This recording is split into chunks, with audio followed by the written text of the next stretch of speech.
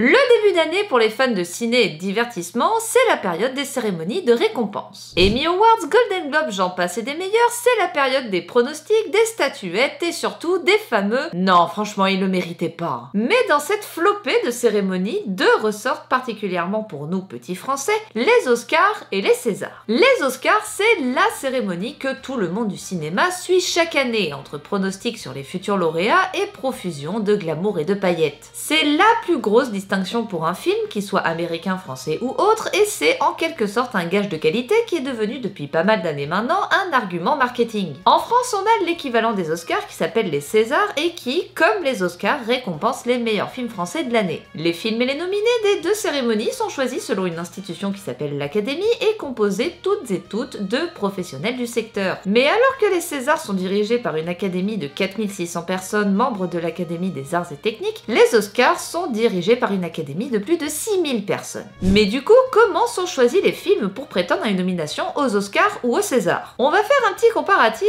et on va commencer par les Oscars. Premier critère, le film doit sortir avant le 31 décembre de l'année précédant la cérémonie. En gros, si tu veux que ton film soit aux Oscars 2025, il faut qu'il sorte en salle en 2024. Deuxième critère, le film doit durer au minimum 40 minutes. Là, on parle du cas des longs métrages puisqu'il y a évidemment une catégorie court métrage aux Oscars avec des conditions d'éligibilité plus spécifiques. Troisième critère, le film doit commencer sa carrière à Los Angeles l'année précédente, à l'exception de ceux concourant dans la catégorie meilleur film international. En gros, si ton film a pu être diffusé dans les salles de LA en 2024, tu peux concourir aux Oscars. Quatrième critère, le film doit rester en salle au moins une semaine et doit être sorti en salle avant d'être disponible en DVD, en Blu-ray ou en streaming. Ça, c'est un critère qui est apparu il y a pas très longtemps, notamment depuis l'explosion des plateformes comme Netflix qui ont commencé à financer leurs propres films et à les présenter à des cérémonies ou des festivals. Et c'est surtout un critère qui tente de filtrer les films issus de plateformes de streaming face au marché du film plus classique. Cinquième critère, le film doit être sous-titré en anglais s'il est en langue étrangère. Ça, c'est pour la catégorie meilleur film international et évidemment meilleur film dans le cas où des films étrangers seraient nommés dans cette catégorie. Dans les catégories musicales, l'artiste doit remplir un formulaire de candidature et la durée minimum d'un album doit être de 40 minutes. Par exemple, quand Barbie est sorti au cinéma, il y a eu un album mis en vente avec toutes les musiques du film, ce qui a servi de prétexte pour présenter les musiques aux Oscars, notamment le fameux I'm Just Ken. En parallèle de ces critères de sélection, les films qui veulent prétendre à une nomination vont se lancer dans des campagnes marketing monstrueuses afin de mettre en avant le plus possible leurs films. Généralement, ce sont les gros studios qui payent le plus cher et généralement, ça se voit entre grosses campagnes de promotion, avant-première et passage télé, on peut deviner un peu avant la cérémonie quels films ont le plus de chances d'être nominés. Pour les Césars, il y a pas mal de ressemblances, mais aussi des différences assez notables. Premier critère des Césars, le film nommé doit durer au minimum 60 minutes. Même critère de durée que pour les Oscars, il y a juste 20 minutes de différence, mais c'est pas énorme. Deuxième critère, le film doit être exploité à Paris au moins une semaine durant l'année précédant la cérémonie. Même chose que pour les Oscars, c'est juste la ville qui change. Troisième critère, le film doit être majoritairement produit en France, sinon il peut concourir dans la catégorie meilleur film étranger. Et c'est là que cette différence peut faire grincer des dents, voire énerver certains fans de ciné. Par exemple, un film non francophone mais en grande majorité produit en France peut concourir dans toutes les catégories des Césars, sauf le meilleur film. A l'inverse, un film réalisé par un Français mais produit à l'étranger ne pourra pas concourir au César, sauf pour la catégorie meilleur film étranger. D'ailleurs, on a un exemple pas plus tard que cette année, puisque The Substance de Coralie Farga est nommé au meilleur film étranger, mais pas dans les autres catégories, puisque le film a été en grande majorité produit aux États-Unis. Je vous passe les autres critères qui sont liés aux catégories des meilleurs acteurs et actrices, puisqu'il y a eu tellement de changements et de déboires que c'est un bordel sans nom. Et on va parler un peu histoire et évolution des cérémonies. Comme toute cérémonie qui existe depuis presque 100 ans,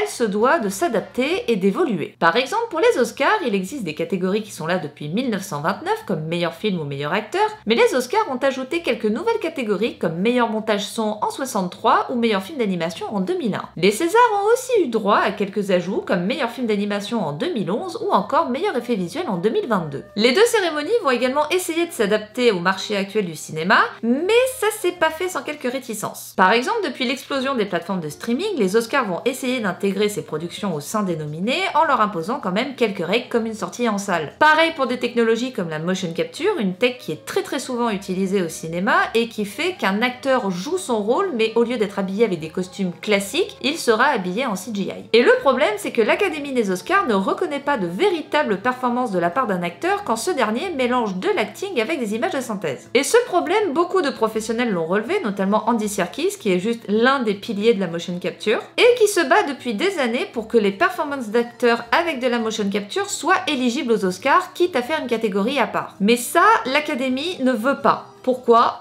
On sait pas. Dans le cas des Césars, le côté vieille tradition ne réside pas dans les aspects technologiques, mais plutôt sur des questions d'élitisme et de parité. Par exemple, beaucoup de films français grand public ne furent jamais récompensés aux Césars. Ce fut le cas de Léon, qui a eu 7 nominations mais aucune récompense, ou des films très appréciés du grand public, comme Un petit truc en plus, qui a cartonné au box-office en 2024, mais qui n'est nommé que en tant que premier film. Mais là où les traditions demeurent, et c'est aussi un truc qui existe aux Oscars, c'est l'aspect paritaire. Depuis plusieurs années, beaucoup de professionnels du cinéma mettent en avant le manque de diversité et de parité au sein des grosses catégories, notamment la catégorie meilleure réalisation. En effet, très peu de femmes sont nommées voire récompensées en tant que meilleure réalisatrice malgré le nombre grandissant de films réalisés par des femmes, que ce soit aux Césars ou aux Oscars. Aux Césars, seules 2 réalisatrices sur 15 nommées ont eu le César de la meilleure réalisation, Toni Marshall en 2000 et Justine Triet en 2024. Et aux Oscars, il y a eu également 2 réalisatrices récompensées sur 7 nominées, Catherine Bigelow en 2010 et Chloé Zhao en 2022. Ça reste vraiment pas beaucoup, c'est un chiffre qui est de plus en plus surveillé quand les nominations tombent et c'est un chiffre que l'on aimerait voir évoluer dans les années à venir. Comme je le disais plus tôt, les Oscars et les Césars sont des cérémonies qui existent depuis pas mal de temps et le défaut de ce genre de cérémonie, c'est qu'au fil du temps, les scandales et les dramas arrivent. Dans le cas des Oscars, il y a eu énormément de faits marquants, mais il y en a un qui a retenu mon attention. En 1940, le film Autant en emporte le vent est nominé dans 13 catégories et va remporter 8 statuettes, dont l'Oscar de la meilleure actrice dans un second rôle pour Hattie McDaniel. Ce jour-là, elle va devenir la première actrice noire à remporter un Oscar, sauf que la cérémonie ne s'est pas passée comme prévu. À l'époque, le lieu de la cérémonie était uniquement réservé aux personnes blanches. Je vous rappelle le contexte, on est en 1940 et à l'époque, la ségrégation et le racisme, c'était monnaie courante. Eh bien, Hattie McDaniel a obtenu la faveur de l'Académie d'assister à la cérémonie, à une table séparée dans un coin de la pièce, loin de celle de l'équipe du film. La meuf a eu un Oscar! Pire encore, quelques années après, Hattie McDaniel a décidé de léguer son Oscar à l'université Howard, qui est l'une des plus célèbres universités noires des États-Unis, sauf que l'Oscar n'est jamais arrivé. Alors, il y a eu des rumeurs comme quoi il aurait été volé pendant des manifestations pour les droits civiques et jeté dans le Potomac, mais ces rumeurs ont été rapidement rejetées. La raison la plus plausible est que l'Oscar serait bien arrivé à l'université, mais à cause d'une mauvaise organisation et d'un mauvais stockage, il aurait été tout simplement perdu. Mais pour ça, l'Académie a rattrapé le puisque en 2023, l'Oscar a été remplacé et remis à l'université. Du côté de la France et des Césars, on a eu aussi un nombre important de controverses, mais il y a eu un événement qui a énormément marqué l'industrie et la cérémonie, c'est l'affaire Polanski. En 2020 a eu lieu la 45e cérémonie des Césars et parmi les nommés, le film J'accuse de Roman Polanski fait partie des favoris avec 12 nominations. Et là, la controverse éclate puisque Roman Polanski est actuellement accusé de viol et de violence sexuelle depuis 2010 et a déjà été condamné pour abus sexuels sur mineurs depuis les années 70. Le mec a un casier judiciaire de la taille d'un dictionnaire